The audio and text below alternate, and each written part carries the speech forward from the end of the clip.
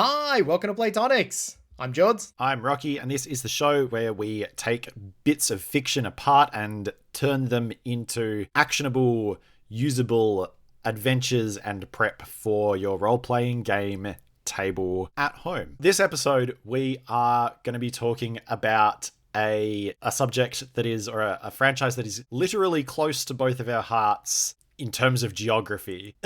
I believe it's somewhere located between the two of us right now. Yeah, right in the middle. This episode, we are going to be talking about the world of the Road Warrior, where only those mobile enough to scavenge and brutal enough to pillage survive. We are talking about Mad Max. Mad Max, big old request. Like, lots of people have wanted us to cover this one because it's so potent. It has so much flavor and vibe, and people want to explore this unusual world that is born out of the ruins of our own. Yeah, just incredible, as you were saying, fantastic world building, fantastically evocative kind of stories.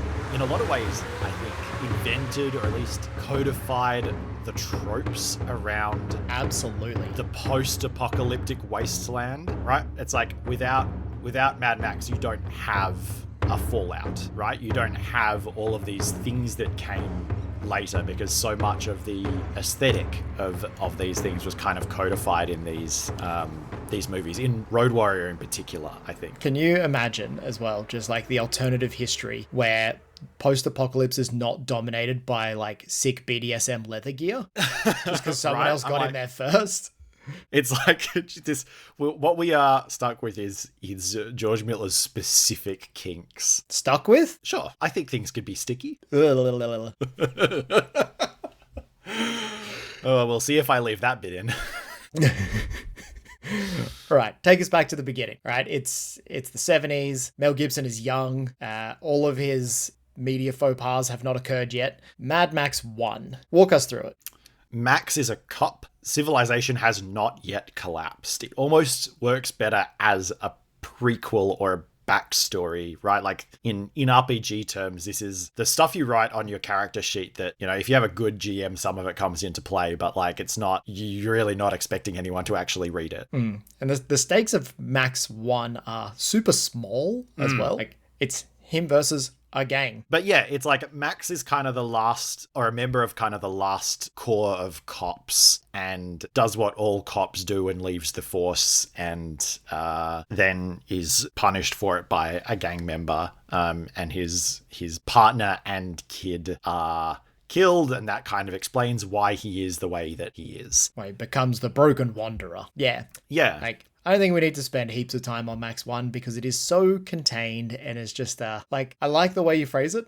It's the paragraph that you write on the character sheet. Maybe someone else at the table might read it. It gives you a reason to roleplay Max in that way, but it doesn't build a very big world. And as soon as we hit 2 onwards, that changes. Things become much more stylized. If you haven't seen Mad Max 2, it's actually widely regarded as one of the best action films ever made. And it's all there. If you kind of came into the franchise with Fury Road and Furiosa, you go back and you watch Mad Max 2, The Road Warrior, great name. Apparently released in the US just as The Road Warrior, and they never mentioned Mad Max 1, never mentioned that it was a sequel, and all of Max's backstory is covered in like the opening montage. And I'm like, great, that was really all it needed to be. Yep. It's a great kicking off point and ended up being a phenomenal success over in the States as well as in Australian cinema. Yeah, Max 2, Max is at this point an outcast. Society has, as far as we know, all the way collapsed, although we don't really get to see a huge amount of it beyond the little corner that we're kind of playing in. Max encounters an encampment of survivors based around a gasoline refinery, which is it's very funny to us that everyone calls it gasoline, because we do not call it gasoline, we call it petrol. We don't have gas stations in Australia. We have petrol stations or service stations. You can get gas, but it's auto gas. It's different. So yeah, we have this little band of survivors based around a refinery who are being harried by a leather-clad gang. Led by, importantly, the Humongous. Oh man, what What a name. What a name. And his minions, whose names I've forgotten, but who just inexplicably wear arseless chaps. Oh man, I've got that on my notes as well. Part of the things that your character has to describe in this world is which parts of the leather they're not wearing. It's just so much potential for it to become a very different game. So Max, as he always does, gets pulled in at first by the offer of supplies, and then because he fundamentally is a person who will not live for himself but will die for somebody else, and ends up helping the survivors escape their compound by driving a big rig like you see in Furiosa and Fury Road. And so we have like almost a recreation of that in Fury Road later on, where Miller goes back and is like, I'm going to have another crack at this because it's such a fantastic set piece. But yeah, it's Max driving the rig, the survivors escape, and then the last sort of third of the movie is just this fantastic automotive combat scene as Max leads the gang away in what it turns out is just a ruse to let the survivors escape. So yeah, just a really tight little adventure action story, a really tight little like monomythy. The hero refuses the call and then comes back for personal reasons. Like strongly implied that those reasons are he wants revenge for the guy who killed his dog, which very relatable. Absolutely, yep. But yeah, just a super tight little adventure story, and one that I think much more than people might think codifies a lot of the stuff that later got spun up and stylized so hard in Fury Road and Furiosa. Like it's... Yep. I think we established pretty early on that gasoline is a precious resource. And the wasteland is so big, like the Australian outback is so wide that the only way to meaningfully travel there is via vehicle. So you need gasoline to survive. Yeah. And then we've also got the other pillars, water and food are also mentioned in there. And then we've got the rig and we've got the gangs. All of that extrapolates out into the future. And when George Miller, same director all the way through, which I think is super important here, when he gets back to making these films some like 30 years later, we end up with like the same things extrapolated and taken to a logical conclusion. Even a logical conclusion, I feel like, is almost giving them too much credit. They're remixes. Like Fury Road and Furiosa are just like fun remixes of the Road Warrior, and that's fine. It's a franchise that knows what it is, and you kind of almost don't want to push too far beyond that because it does fall apart very quickly. Oh, yeah, no, the world doesn't hold up to scrutiny. It's not super internally consistent. We get just enough tidbits here and there to be like, here's some lip service to how this would work. And actually, this is one of the things that got me skipping right over Thunderdome, going straight to Fury Road. So we're at 2014, 2015, I think, when it comes out. It is a masterpiece, I think, of implied world building. There is so much that it just drops like casually, offhandedly, and it leaves you to fill in the gaps and be like, oh, I get it. Because they've paid this lip service, it must be like this.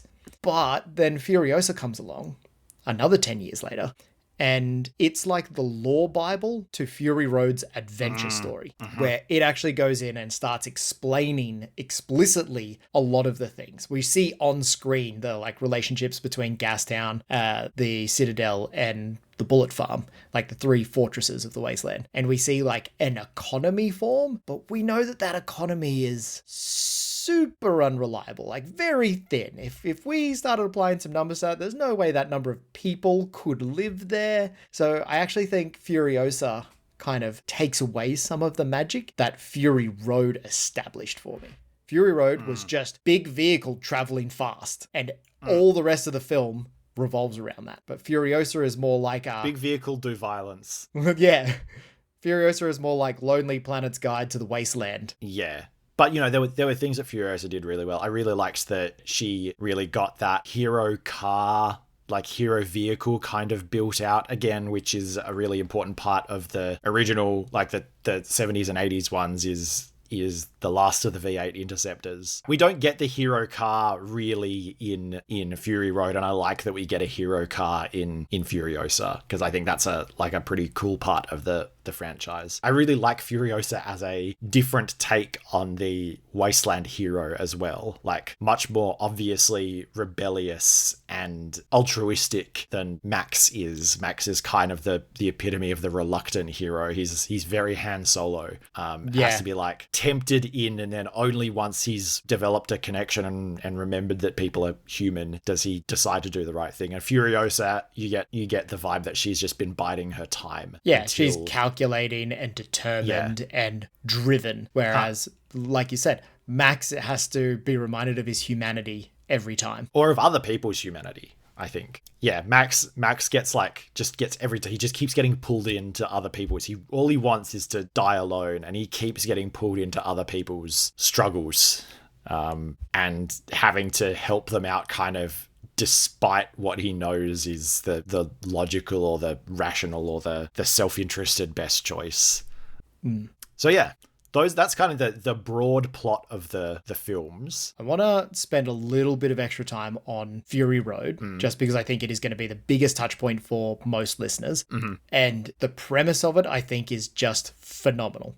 So I did a little 2-sentence recap, right? Fury Road is Furiosa betrays Immortan Joe by freeing his prized breeders, beautiful women reminiscent of the old world, and taking them from the Citadel to a mystical green place. A captive Max is used as a portable blood bank by the team that tries to recapture them, giving him an opportunity to escape. Like, from those seeds, you end up with 2 hours of wild action where there's just so many elements that are introduced for you to be like, this is fun, let's play off that. Here are so many toys in my toy box.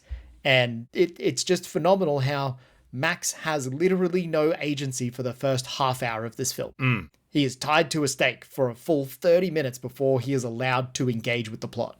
And even then, he is not driving it. Pun absolutely intended. It is Furiosa's mission, and he's just here to help. Exactly. One of the things that I do think Fury Road nails is pacing, where it's not just car driving fast all the time. Car is stopped at some points. And there are these character building moments that are interspersed that give you an opportunity to come down a little bit before the chase arcs back up again. And I think that modulation is really masterfully executed in this film, where you can sit there for 2 hours and you can travel across the wasteland and back, and it doesn't feel like it's taken that long, but an epic journey has occurred. Yeah.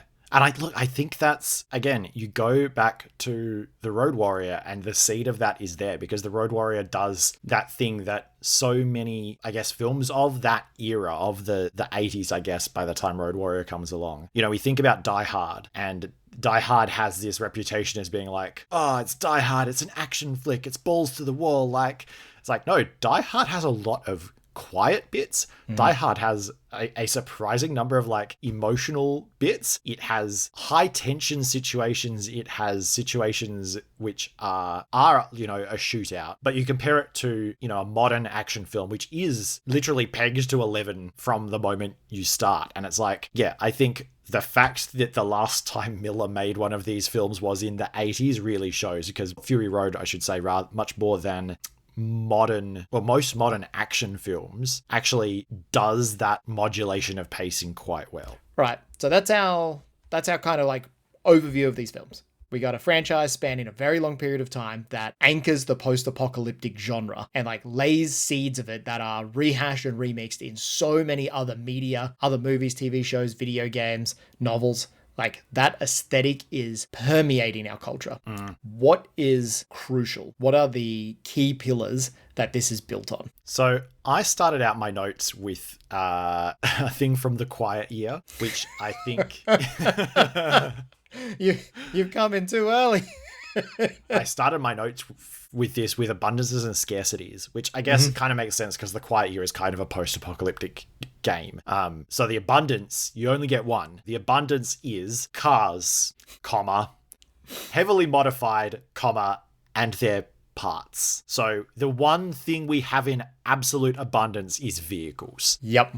And I would say kit bashed is the adjective. These vehicles are kit bashed together, and different groups have their own style of kit bashing. Mm-hmm. And again, even in Road Warrior, where there's not as much...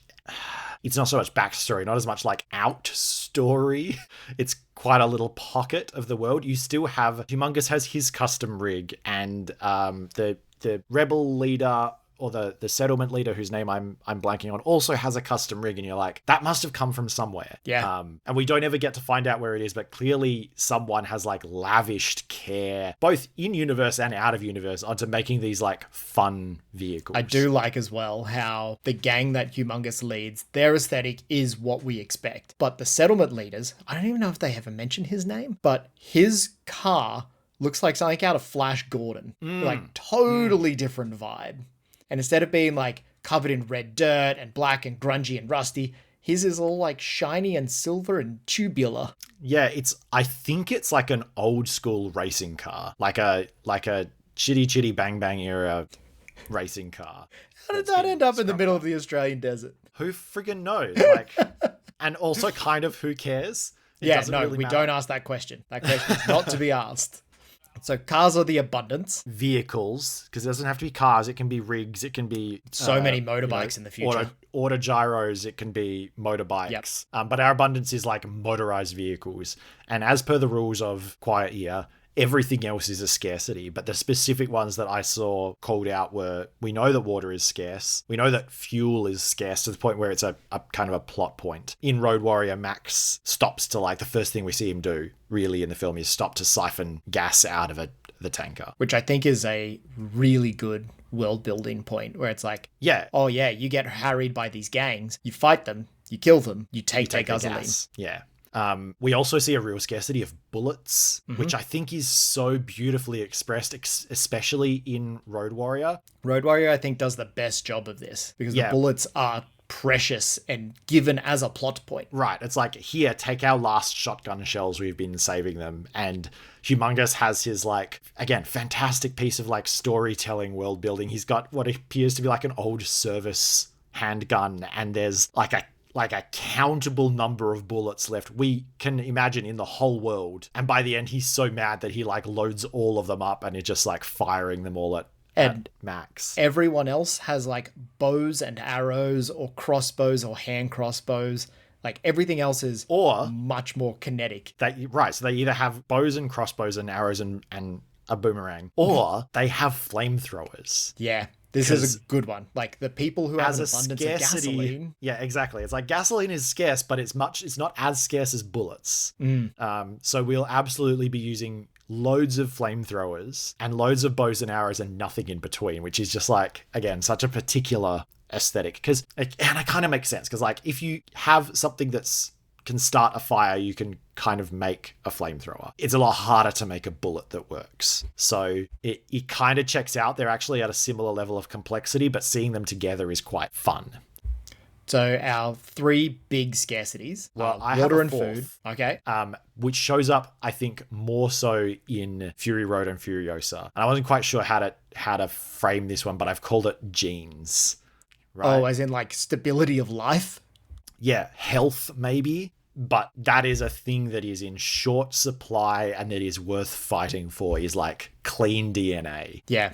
The breeders that are taken, just beautiful women with good, healthy appearances. It doesn't show up until the sequels, but it's very much a plot point of the sequels. And I mean, that's maybe a sign as well, because so much time has passed between those original three films, and then when we get to the world of Fury Road and Furiosa, we're in the late stage apocalypse. The world hasn't just fallen. We're now at the point where heaps of people are irradiated or malformed or like living with the effects of the destruction of the world. And it's not like in the Road Warrior where everyone's pretty normal. Like only Humongous is really the one with the like patchy scalp hair that's like falling off and whatever's going on behind the mask. Yeah, we don't know. But like everyone else is pretty damn normal. But yeah, as we extrapolate out into the future, genetic breakdown, like it's part of the world that all the war boys have a half-life. And I think that is just a really poetic tie-in of like a nuclear war has happened. Half-life is how we measure how much radiation is left in any given area, but we say that these people who are irradiated and are full of like goiters, they have a half-life and they'll last until like their 20s, maybe 30 if they're lucky. All right, so 4 prime scarcities. Yep. We've got water and food, we've got gasoline, we've got bullets, and we've got health, effectively. I feel like that's a really good place for us to anchor this world around. Anywhere that you can't find these things, civilization doesn't happen. The number of people in the world is higher than the carrying capacity of those scarcities. So we've got this like vicious violence that occurs around them. And all travel that has to occur is under threat because people will intercept you along the way and try to take what you have for themselves. Yeah. And I think also crucially, controlling a source of one of these gives you power. So much power. And we see that Fury Road is that Immortan Joe controls the water. Which is arguably the most important one. Yeah, I love the line where he's like, do not get addicted to water. Man. Meanwhile, he's up there drinking milk. Yeah. Just the idea. It's like, you can... Don't get addicted to... Like, you can wean yourself off your body's need for water. Jesus Christ, okay. So, like, controlling one of these things makes you a power, but I guess also puts you at risk, as we kind of see in Road Warrior as well, because they control the refinery and then they're forced into defending it. Might equals right in this world. So if you have the resource, you have to defend the resource, and the only way to do that is with violence. Yeah, or to run, as the settlers end up sort of doing. So yeah, controlling those scarcities makes you a force in the world, which I think is really fun to play with. And the civilization that pops up around them is not... It's fascinating how much it has like the trappings, like wants to see itself as civilized, but is really sort of dressed up savagery. Like Joe wears his medals, right? Humongous also with the service gun, but also the like... I'm a man of my word, like, we'll make a deal. It's like, he gave us his word. It's like, he's not going to keep it, but... And they constantly mention in the survivors, like, you made a contract. We can make a contract. Yeah, so it's these trappings of civilization.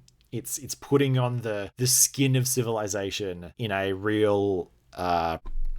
what's the thing where like a real protection racket kind of way. That's a good way of putting it. I like that. It's like, isn't Immortan Joe good to you because he gives you, some water on special occasions? Like, isn't he a gracious leader? And it's like, it's really important to him that he's kind of seen that way. I think it's fascinating. I think that like aping of I don't think we need to dig too much into the symbolism of it on this show, but I think the fact that that's a really important part of these like warlords is that they will always pretend to be more civilized than they actually are. That's one of the things that's important to them to feel about themselves, and probably one of the ways that they maintain control as well, is this like this posturing, this mask of civility that they insist on bringing along. They are at the top of the post-apocalyptic caste system, right? And the reason why they're at the top, at least in the way that they portray themselves, is because they're more civilized than you. Right. And it makes for some great, I think perhaps more importantly for something that you want to bring into a game, it makes for some really great like imagery and aesthetics and vibes. Like the fact that Joe wears his medals, right? Like that's one of the close-ups we get as he's strapping his like plastic chest plate on, and the fact that it's all kind of Baroque up there, like that is all stuff that brings a vibe when you describe it. So I think that's, even just if you're using it for set dressing, it's like that is a really important thing to note, this aping of aristocracy and gentlemanliness. Right, so we've got our scarcities, we've got these locations where resources are available and thus are under threat. We've got these gangs that travel in between these places and are more parasitic. They're not really producing in and of themselves, so they take from the people who do produce. We've got a real contrast between makers and takers, I think. One of the things that really pops up in Fury Road onwards is the like mysticism and religion aspect as well. So we've got like the bastardization of Norse mythology, where Immortan Joe is the one who will ride to Valhalla with you. So you sacrifice yourself, you do the full witness, You've got the hand signals that they make. They have the chants like, I live, I die, I live again, witness me. I love the whole like witness me ritual, and with the spray paint on the teeth. It's like that is just like shiny, absolutely spectacular world building. Yeah, right like there. In Furiosa, we see these people. It's like the facsimile of Conan and the Riddle of Steel versus Flesh, where Thulsa Doom asks one of his followers to like step forwards, and they just step off and just splat against the ground and die. And in this one, we've got the same thing. It's just when Dementus is down, like saying that he's going to lay siege to the Citadel, and then Morton Joe says, pick one, any one. So they choose one, and he goes and gets his like explosive tip spears and then just does a kamikaze jump straight down into the middle of them. Like, the devotion to this leader is real because of that mysticism aspect. To ride with him is to ride with God. Like, anyone would do anything to protect this leader who has access to water and pumpkins. Hey, look, I love a good pumpkin. Is there anything else that's critical to how this world operates? What the like core anchoring points of this world are? For the world, no, I think that's very simple. The setting is really built around those scarcities. I feel like the combat and the adventure is really built around the abundance. So probably one thing that I think is worth spending just a little bit more time on is like how those vehicles work in the world, because it's not just a car chase, which I think is our default. I think if you weren't thinking about it too hard, you'd say, oh, there's a car chase. And it's like, it's not a car chase. It's vehicle-based combat, which is a different thing.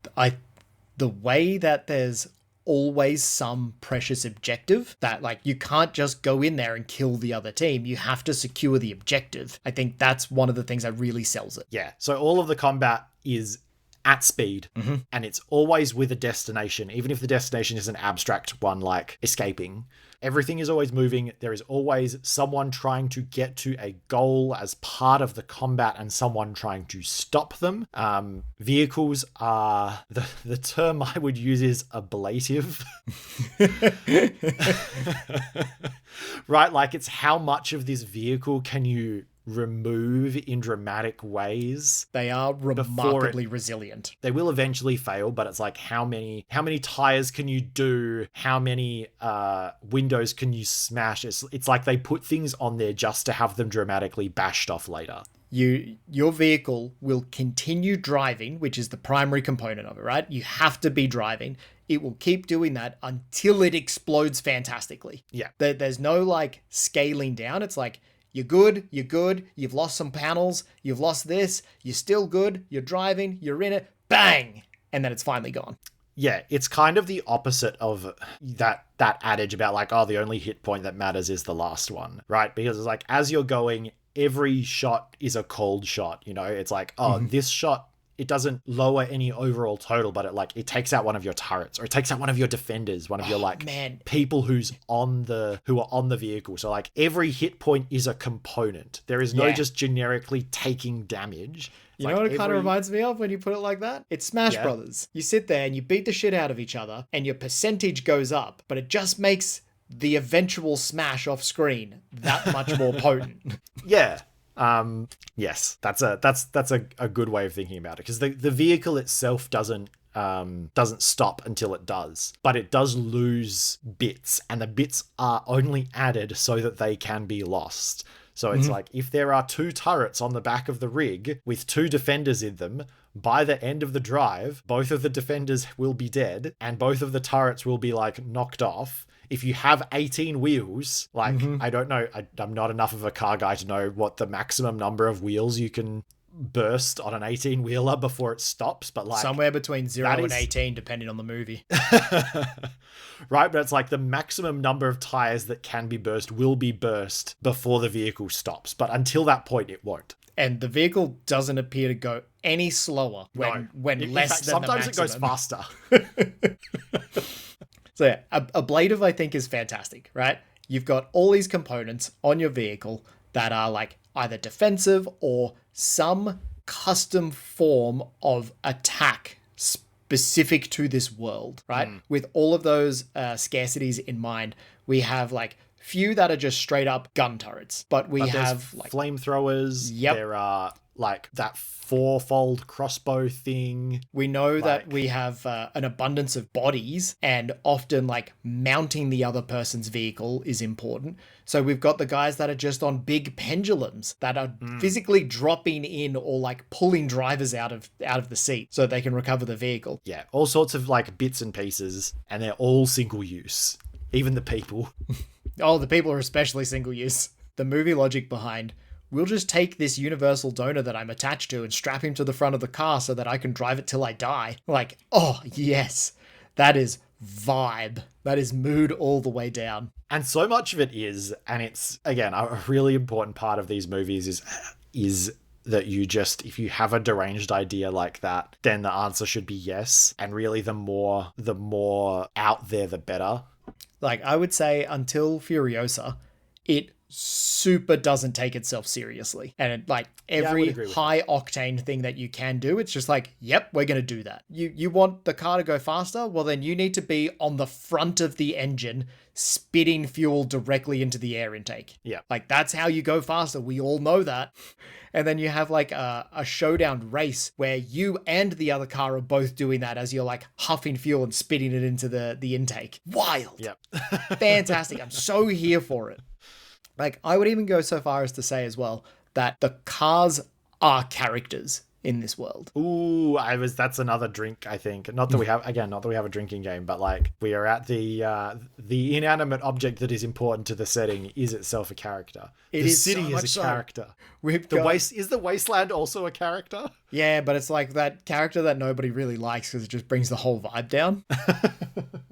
Like, we have these bruisers that are like the big threatening cars. We have the like smaller mook cars that, you know, they're going to eat shit and die real quickly. All the lieutenants with their custom vehicles. Like, it's not just that the bullet farmer has bullets. No, it's that he drives the vehicle that has guns on it.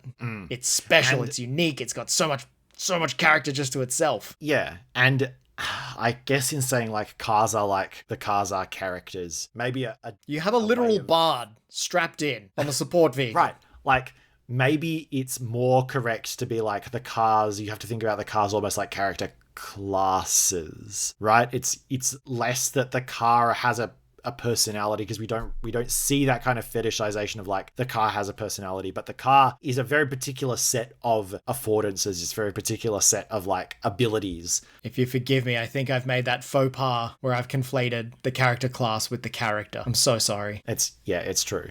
a cardinal sin around these parts. But no, you're right. It's like that the vehicle with the like suspended guitarist that gets everyone amped up. It's like, there aren't bards in this world, but whoever's driving this car is performing literally the role of a bard. Mm-hmm. That is an inspiration mechanic right there. That is how it would work. And I love that it sets that like rock and drums as diegetic. Yeah. Right. It's all in world. And you know, whoever's driving the rig is the tank, and whoever's driving the motorbikes are the scout type class, the ranger type class. Like, yeah, there aren't character classes so much as there are vehicle classes, I think would be a really good way to think about it. I think that's a good encapsulation of it. Yeah. I agree wholeheartedly with that. Not to skip ahead, but I think if you're designing interesting, I mean, it works in the movie world as well, but if you're designing an interesting set piece, the same way you kind of would in 4th edition, where you would have, you know, like a striker and a controller, or for the monsters, you would have a brute and having a mix of vehicle classes, I think is going to be really key to having interesting matchups in that vehicular combat. So we've got an abundance of cars, a scarcity of fuel, of water and food, of bullets, an abundance of people willing to die to intercept those things. We've kind of got this wasteland that permeates everything except these points of light that have an abundance of those resources, and we have warlords in control of all of it. How do we turn this into a game? A good place to start is with the why. I think coming up with some kind of a situation, an instigating incident, is going to be really important, because I think what we want to do to give players the Mad Max experience, we want to give them that opportunity to get pulled in, right? So in every film, Max is kind of pulled in against his will. He's pulled in because he needs supplies. He's pulled in because the opportunity is too good to turn down. He's pulled in literally pulled in chains. And in Furiosa is also like not taken in willingly. But I guess to start with, we probably need to have something that the players need. I mean, I'm taking it for granted, but maybe I shouldn't, that the players are road warriors. They are not part of at least not currently, part of a group of survivors or a group of sort of encamped settlers. They're not in control of anything. They are on the road. I think we have to take that one as fact. Yep. Like, they are a chaotic neutral gang unto themselves, but they're not a part of the fortresses or the citadels. Exactly. Look, they're not under a wall of thumb. Tending chaotic good, because I think that's a really classic. Like, I think Mad Max is a chaotic good character, the same way Han Solo is an archetypal chaotic good character. It's the scoundrel with the heart of gold, right? Like, that's who our characters are. They act tough. They're not going to prey on anyone who is in need, but they would absolutely take out like a warlord's force to get they will by defend and themselves. See another day. Exactly. Yeah. So I think that's who our characters are, and we have to have something that pulls them into one of these. I mean, you said points of light, one of these points of darkness, one of these points of abundance. Yes, that's a much better turn. Very grey, morally grey points of abundance. They got to have something that pulls them in, whether that is an opportunity, whether that is a need, like whether that's a threat. Something has to pull them into the orbit of one of these settlements, and the plot kind of runs until they escape that orbit, right? Yep. Like at speed. You get pulled in, and you get caught up in the machinations of that horrible little hub of quote unquote society until you achieve escape velocity again, to completely mix metaphors.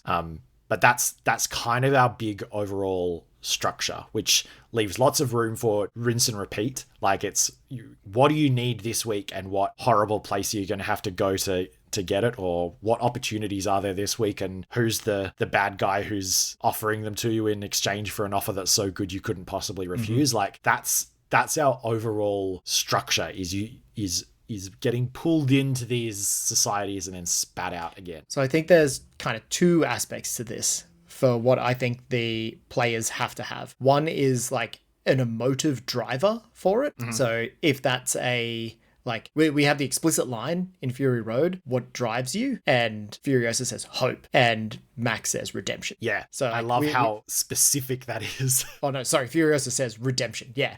Like we've got this like hard character drive, an intrinsic motivation to do something good in this forsaken place. But then it's almost like they're in debt, and they are constantly trying to pay off that debt with more water or more food or more bullets potentially. Like, there's a hard extrinsic motivator that's like, yeah, you can have all the positive drivers in the world, but you have to satisfy these basic things to continue to survive in this place. Yeah. I said earlier, like, Max has nothing to live for, but heaps that he'll die for. I think that's kind of the ideal character for this situation, is he has nothing left to live for. He is surviving to survive. But yeah, there's so many things where if he sees that, he will put his life on the line for it. He will rise to the occasion. Yep. So we've established that the characters have to have some sort of intrinsic motivator, and we can use that's their carrot. We can use the stick of, and you're running low on X resource, which spurs them to immediate action. I think it is non-negotiable. We have to have car-based combat in there. We have to have some speed, some like huge flock of bad guys showing up on motorcycles or cars, or like someone in a monster truck, heaven forbid, or a motorcycle chariot. Something like that has to be involved, right? Our big bad is more or less a regular person, but in a phenomenally kit-bashed car. And ditto for our, what did we call them last time? Our dragon, right? Our second in command. Like, we got to have a stable of very distinctive baddies in very distinctive vehicles. And I think on the flip side, we also want the players to have a cool vehicle too. Either collectively or individually, I think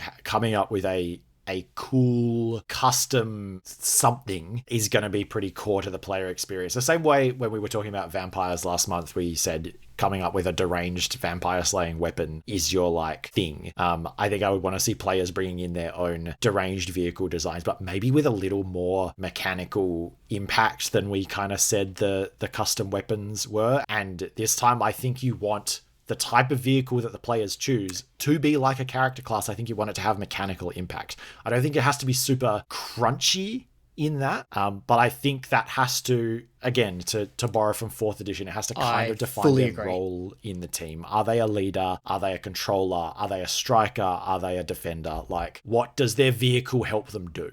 So I got some takes on this. Yep. And it will be informed by the system that we choose. But I'm thinking something like a budget that they can spend on upgrades. So, it could be something super narrative focused, like a Forged in the Dark one. That's, you have 4 boxes to check in. Do you choose this weapon turret? Do you choose this thing? Do you choose this like anchor and harpoon or something like that?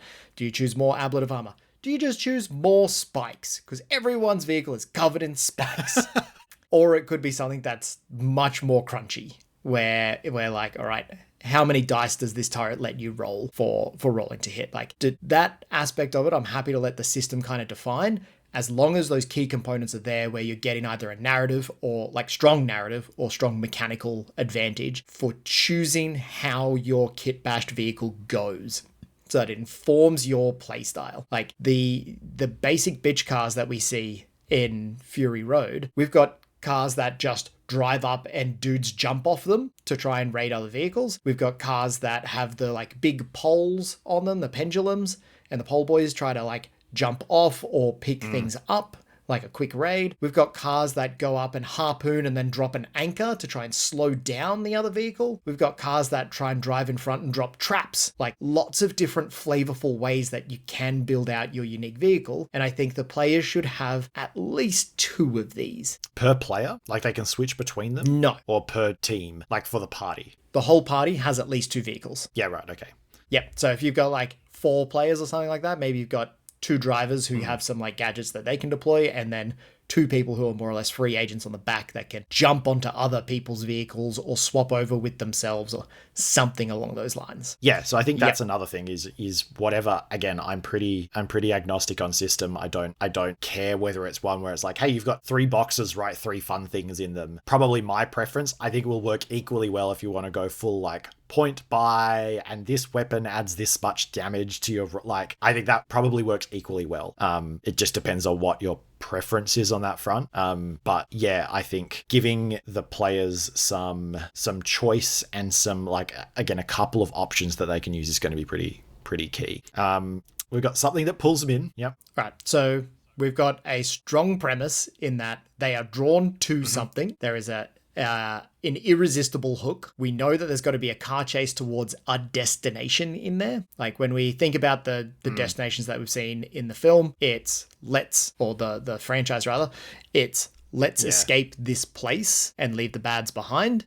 In Thunderdome, it's let's get to Sydney, I think. I don't know why you'd want to get there. But God, shithole. I'd hate that so much. I'd take Thunderdome every day. Sydney, Thunderdome's honestly. far more civilized. Like Sydney's already in the post-apocalypse. They just don't know it yet. And so we've got some destination of like, that's your escape velocity. If you can get to this location, you are safe. The haven has been established. But I think more importantly, the players aren't trying to get themselves to that location. They are trying to get someone else out. An objective there. And I think, in the movies, it is always, we want to get the survivors to the place. But I think if you're playing this for the long run, you could mix that up a bit. It can be any adventure structure. It can be the people in this place need something and we need to go out and retrieve it and bring it back, right? It's like the settlement has run out of water.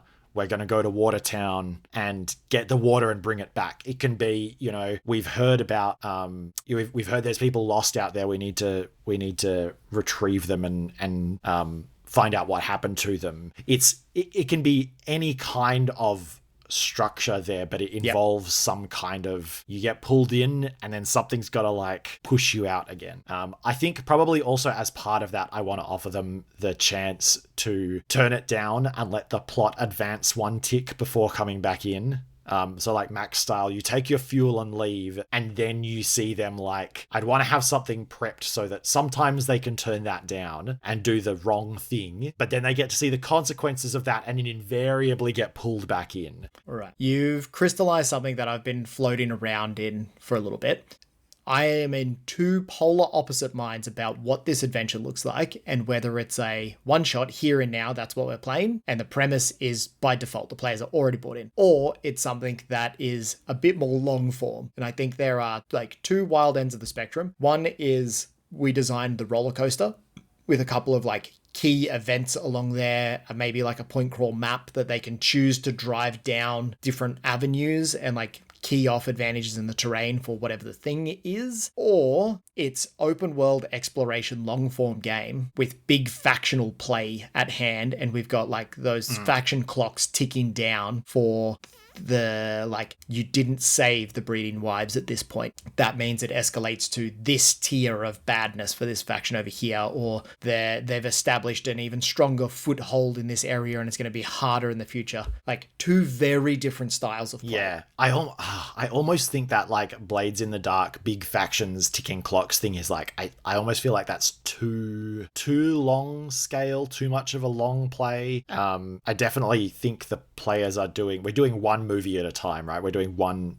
thing at a time. But almost in an in-between kind of a way, I think you want to have it be a real choice, but then you want to have some consequences for what happens afterwards, and you want to give them an opportunity to kind of re-engage. It should feel like when Max leaves and then he sees people being, tortured and tied to you see the child that you saw inside the Citadel being like tied to the front of the Raiders vehicle. Are you sure you don't want to do anything? Like, it's, I think, less about necessarily orchestrating big plays and more about giving players that moment of choice. Are you going to choose selfishness and survival, or are you choosing selflessness and like humanity and the humanity of others? And there is a way in which that, like, choosing to abandon, for in this hypothetical, like abandon the survivors who have been tied to the front of the vehicles, that gets added to your list of things that is haunting you, right? Like that time that you didn't help, like, well, that's now something that haunts you, and that's now something that I will bring up as a game master next time you're in a situation like this. And I was like, oh, much like Max gets flashbacks, right? It's like, you get a flashback exactly to that time you let a kid die on the front of a truck. Are you sure you want to walk away again? And so I think what I would be looking for is some way to offer meta narrative. In Fate terms, it would be a compel, right? Like I want some way to be like, hey, last time you chose differently, that's left a mark on your character, a mechanical mark that I can invoke as the game master, and I'm invoking that now to like push your choice in a different way, which gives you that I can't watch this happen again type trauma that Max has. So I think that's what I'm looking for in whatever structure we choose to play this in, is some way to have those, like, give the players scars and then poke them later, right? So I don't know that we necessarily need the full faction clock structure, because I don't think it's about playing factions against each other and letting the plot unfold. I think it's about in a horrible way, it's about traumatizing the characters and then being able to push those buttons later. So it's less about the big picture world stuff and more about, like, what does that choice to leave? Oh, it's got to be very character focused. We just need to have something that evolves that situation. Right. Like, yeah. And it doesn't, I guess, yeah, I just want to be like, yes, factions with clocks and like things that happen if the clocks tick or the players don't intervene is good, but I think that way of conceptualizing it misses a little bit of the point of why we want this stuff to happen, which is that we want to traumatize the players. I mean, it's funny that you say... Or traumatize the characters. Traumatize the characters, not the players. We don't traumatize players. We traumatize the characters. And give ourselves some buttons to push. It is funny that you say, though, not like big factional clocks, but You have described a perfect motivator for a Forged in the Dark game in that you have a literal trauma thing that players can key off to earn more experience for themselves, and if they don't resolve aspects of their trauma, then they end up building more stress. That's the mechanic that I want to bring in, not so much the full faction clock situation. Look, I think that's a perfectly viable take, right? We just have to have some motivator that pushes our characters to want to engage with these situations, knowing that, they could be deadly or they'll come off worse for it. So some driver that stops them being so mercenary in a world that encourages people being mercenary. And I think it can be as simple as like, where every time you're mercenary, it's every time you're mercenary, you take a bit of trauma, and that trauma becomes something that you as the GM can use to push them back. Because it's like, I actually don't mind them. Like, I don't mind them being completely selfish one time or two times, or even, a handful of times. Trauma. But I need that to build up, and there has to be a point where they snap and do the right thing. And so I want a mechanical way to do that, I think is what I'm kind of getting at. But it's the cadence of how often they are that makes the story interesting. So we need to have some sort of lever in there. We've identified that there has to be a lever that allows us to push the characters into engaging with some aspect of a prepared hook. And maybe we've prepped a couple of successive tiers of, if you don't engage with it, this is how it gets worse. This is how your character deteriorates over time, or the situation evolves. And to be really clear, this is not a situation where I'm like, I, as the GM, feel like I need to motivate the players. I actually think walking away from heinous acts and then feeling guilty because of it is an experience. Like, I think that is an experience that you want the players to have, right? Like, this is not a thing where we're trying to motivate players. This is a thing where traumatizing your character because they're not yet sufficiently motivated, like, that is part of the fun, for me at least. And I would hope for the players who want to be involved in this kind of a game. I definitely think this has to be like said up front so they know what the premise is that they're buying into. And it's like, this is what I want to be seeing from you guys. I want to be seeing this struggle and commitment eventually. Yeah. And it's then like, you can be an asshole at the start, but if you're still an asshole at the end, like, you've missed kind of the opportunity. He's not in until he's in, and then he's all in. Max Rockatansky. Yeah, it's all stepwise functions here. All right, so we've got a strong hook. We've got a lever that pushes the characters to action. We've got some form of escalation if they turn the call down. Mm-hmm. We've got some really strong rules for almost class-based vehicular combat, which is centered around an objective that we are literally or metaphorically driving towards. Yep. And notably, the outcome of this chase can't just be that the bad guys shoot you to death, because you have this objective that makes you like, you have to be boarded or you have to be stopped in some way. It's not just a matter of, we just blow up their vehicles. And similarly, that objective can't be for you, the characters. It has to be something that you're doing for someone else, because you know that you're a piece of shit, but you will die for these people who maybe still have some innocence left to preserve. Yeah. Something left worth saving.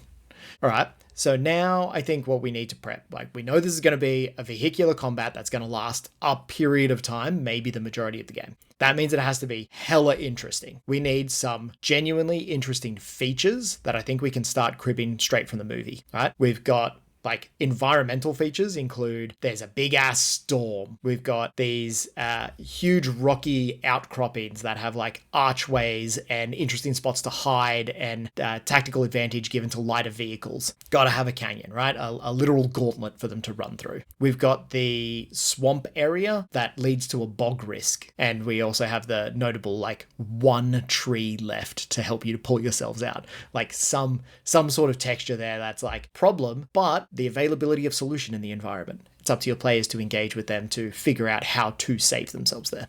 I also don't want to rule out playing in and around the settlements, because we have a lot of vehicular combat that happens in places like Gastown or the Bullet Farm, or even in and around the Citadel. So yeah, I think playing in and around the settlements is fine, encouraged even. So that's just environmental stuff. Then we've also got the other interesting things, which is the different factions that will chase you down. So, we've got the Gastown boys, who are all about flamethrowers. We've got the Bullet Farm. They're all about guns. We've got Immortan Joe's forces themselves. They've typically got like spears with explodey tips on them, a couple of weapons. If they had a thing to the extent that the way that the others had thing, their thing is really disposable war boys.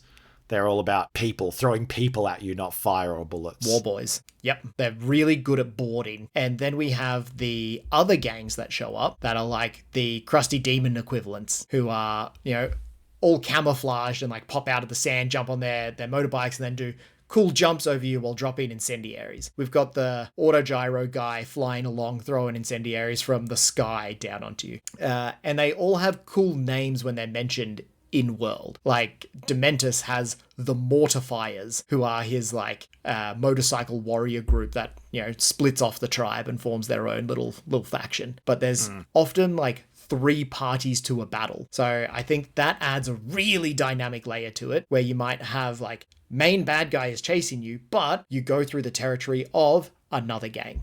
Yeah. So where we've got these different environmental layers, I would also have like, who owns this space? Who has dominion over this territory, and you risk angering by going through it? And I don't know that I would plan this in advance. I think I would want to have the third party showing up to the fight be a dynamic element. I think that's fair. I think it's also a thing where you can absolutely, like if you are just mainlining it down the Fury Road and you've got one bad guy in play or one bad faction in play and a straight shot to freedom at the end of it, but the players are having an amazing time, then like absolutely fantastic. It's the kind of thing where this is one of the tools that you keep in your pocket to turn things up a notch. You can use this as a kick. And like, it's like, okay, well, things have been a bit quiet for a round or two. Now another, environmental hazard appears on the horizon, or now another gang sort of rolls in from the sides and they're also after whatever it is that you want. So I think this is, I think you're right. I think this is not necessarily a thing where that this gang is here and this gang is here and they're going to kind of if you go into their territory, they will attack. I think it's the kind of thing where these are tools that you are giving yourself as the game master to like, that, you know what they are? They are NOS.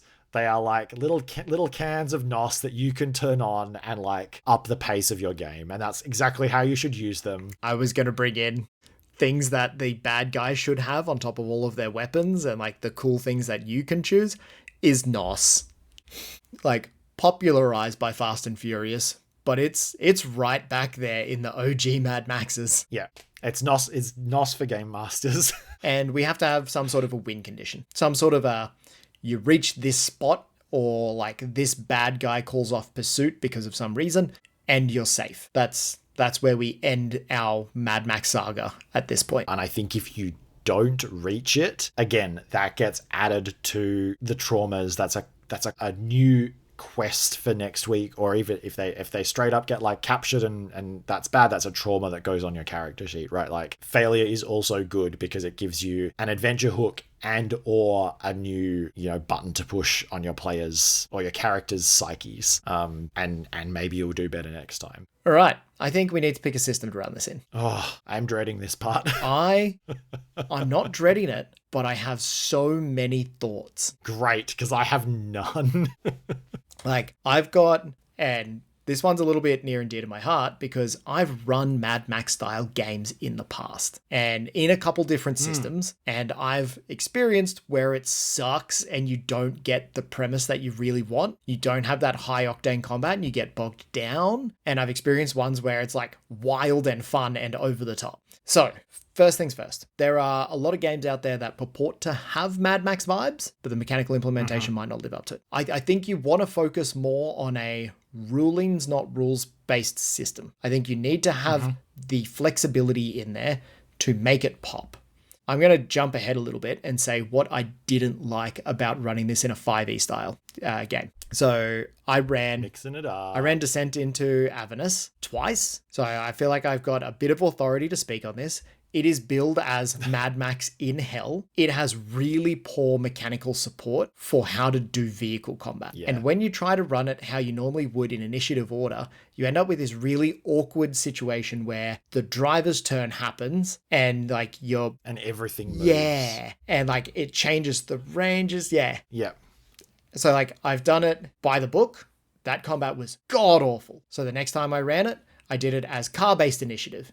But we still end up with this like relative difference here where any vehicle that's mildly faster than others is just going to get away. Unless you introduce some story element, some like hard GM fiat to slow that vehicle down. If you're 10 feet faster per round, then you will just get out of their weapon range and keep driving until they get out. It also provides a table of complications, but that doesn't provide the players any agency in how to deal with it. It's like, some rocky pillars showed up and do a deck save. Oh no, your vehicle's busted. I think that's one of the reasons, just to jump back to our like actual film content for a second, I think that's one of the reasons that they have used the big rig as the player vehicle, like in quote marks, the protagonist's vehicle in 3 Mad Max films. It's like, because it's not fast enough to drive away. The interceptors will intercept. So it had a lot of promise, but the execution was poor. That being said, if you were to do it all theater of the mind, come up with your own rule set, change it significantly, and encourage those big stunts, it's like one of the things that can't happen for this vibe to play out is you drive up next to another person's car, one of your people wants to jump onto it, give me an athletics check, oops, you failed. You hit the ground. That person's now out of the fight. The cars move on. I mean, I think the solution is they don't hit the ground. It's like, you are now like holding on underneath and being dragged behind it. But there's no initial mechanical support for that. So you have to be aware of all of these things going into it. That being said, if you were going to do this, Justin Alexander has a remix of that campaign where he's changed it entirely into a hex crawl, and there are warlord gangs. And, there are still the stock standard vehicles in the book, but there's a third-party supplement for kit bashing your own vehicle with its own weapons turrets and hanging on points, and that could be a workable option. However, there is an OSR product that I adore called Scourge of the Scorn Lords. And that, I think, fulfills the premise a lot better. This one is a psychic maelstrom kind of a place. It's part of Meatlandia, which is phenomenal in and of itself. But there are like 7 immortal warlords in this space. And love it. Each one is in charge of a citadel. And if you kill one of them, the others get proportionally stronger. So it's like they're sharing the same like psychic energy. And every time you kill one, the other ones level up. It is dripping with flavor. It does have like some vehicle stuff. And just by virtue of being OSR, it's much less rigorous in how you're expected to play out that vehicle combat. So I think it leaves a lot more room for the GM to be like, yeah, sick, cool stunts. That's great. That's what we're here for. And also in this one, maybe your vehicle is like a howdah driven by dinosaurs. So that's great fun. Then we've got something like Outgunned. And I realized like I mentioned this last month, but I didn't really do a good job of explaining it. This one is a dangerous recommendation because this is built around movie-style protagonists doing cool shit. So it could easily become a very frequent recommendation. That's okay. We need a new one. So Outgunned has a real heavy push your luck style core mechanic. And I think that ties super well to this, right? And the way that core mechanic works to support this is you roll your handful of dice, they're all D6s, and you're looking for multiples of the same kind. So it's not just count successes, it's more like a Yahtzee style thing. I'm looking for a straight of the biggest number that I can get. And every dice roll gets a free re-roll in there. So let's say you've got 6 dice for your thing because you're quite good at it. The difficulty is like it's set at 4 or something like that.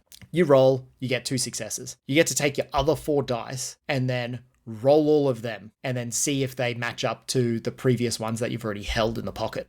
Yeah, nice. And one of the things I adore about this game, in the rulebook, the designers have put the odds of the reroll. You should always reroll because the odds of succeeding just increase that much more. But there is a drawback to it in that if you fail to get anything, you lose any successes that you've locked in. So it's like an 85% chance to get something better, but there's still that 15% chance that things will go awry. Probably if you looked at how many times things go wrong for the heroes in the movies, that's probably about the same. And like there's no like HP in this game where you just eat shit and die. Like The failures lead to story complications. So if you want your players to do your cool stunts, you're jumping from a vehicle onto another vehicle and retrieving the person who's just been snatched out of your rig or something like that, this system really supports that play by design. So that's my TED Talk. Thanks for coming. I love that. This is maybe enough for me to actually finally sit down and read through this. Read through this book. Look, yeah, I love that. I think this is actually quite a good fit for a couple of the features of Fate. What?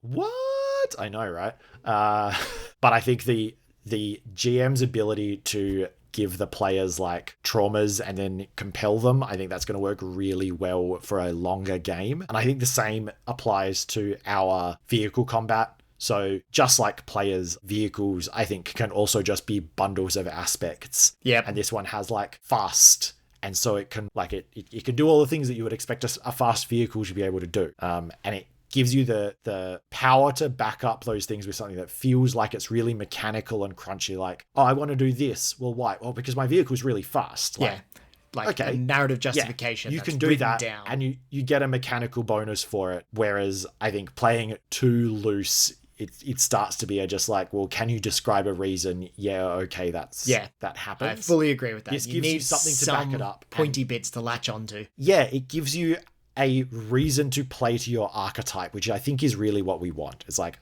we want the person who's driving the fast car to do fast car things. We want the person who's driving the armored car to do armored car things.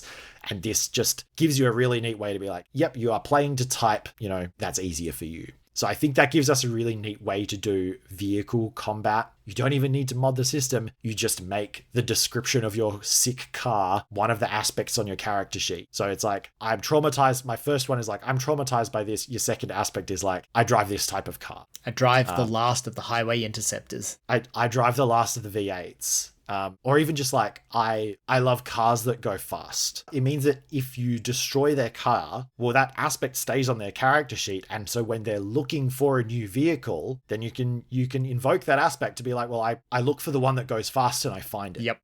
And now I have a new fast vehicle that maybe handles differently, but you can blow up the player's vehicle without blowing up all of their class features. The abundances and the scarcity, that you just write that on it. That becomes a setting aspect. You write that on a card. Anytime you need vehicle parts, it's like, well, I'm just going to invoke the vehicles are abundant aspect and I find the parts I need. Like, yeah, I think in a shock to no one, I would do it. I'd do it in Fate, and I think that would work pretty well. All right.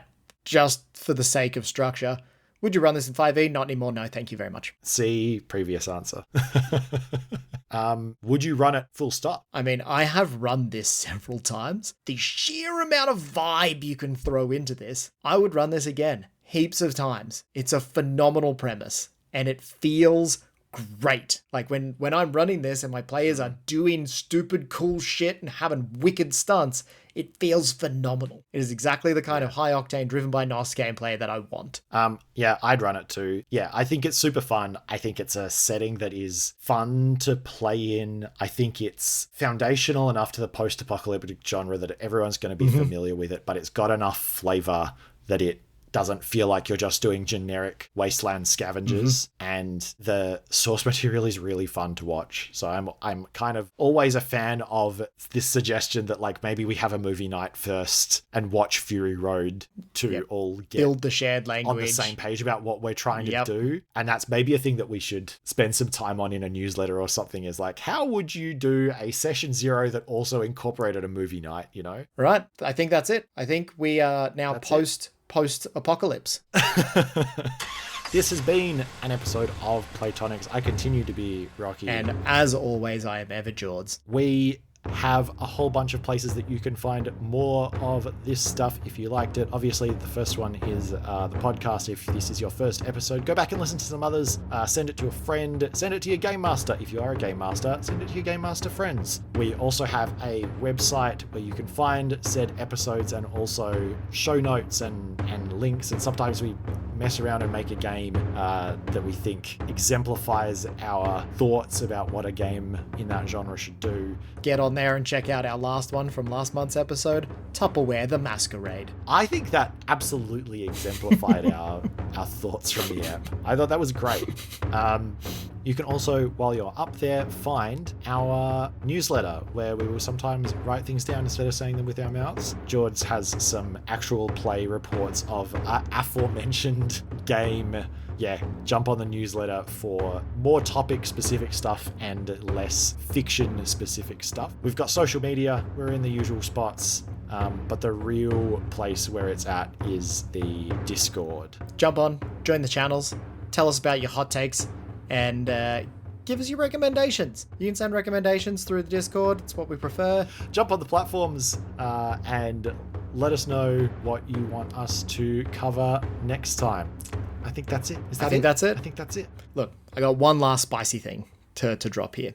I have a particular affinity for Mad Max because my dad was a panel beater who did... Dad Max. Dad Max made a super janky, we called it the Mud Rat, but it was a Mad Max style vehicle that would go in the Easter Mud Derby in our outback town.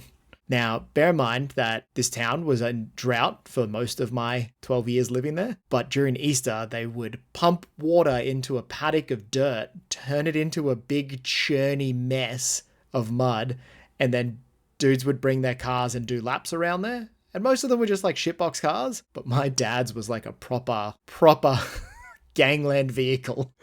Custom built. Oh boy. Constantly chewing up mud in the air intake. That's amazing. Dad Max. Dad Max. Muddy Road. We will catch you next month. Bye. Bye.